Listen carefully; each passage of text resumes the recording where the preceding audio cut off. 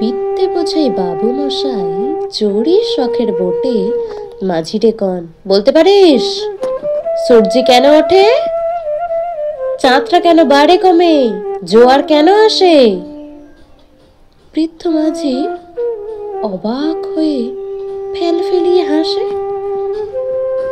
বাবু বলেন, সারা জনম মরলি রে তুই খাটি, জ্ঞান বিনা তোর জীবনটা যে চারিয়া নেই মাটি।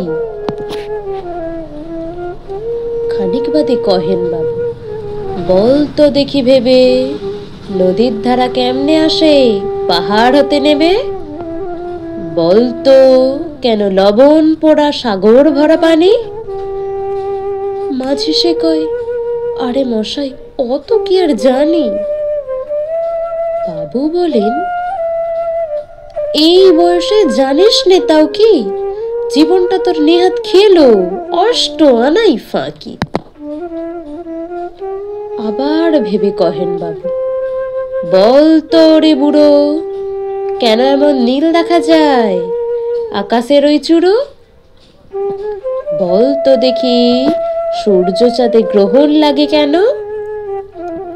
বৃদ্ধ বলে, আমায় কেন লজ্জা দিচ্ছেন হেন? বাবু বলেন, বলবো কি আর বলবো তোরে কিতা, দেখছি এখন জীবনটা তোর 12 আনাই বৃথা। খানিক বাদে ঝড় উঠেছে, ঢেউ উঠেছে ফুলে। বাবু দেখেন নৌকা থানি ডুবলো বুঝি দুলে। মাঝি রেখন, এ কি আপদ ওরে, ও ভাই মাঝি, ডুবলো নাকি নৌকা এবার, মরবো নাকি আজি? মাঝি শুধায়, সাঁতার জানো?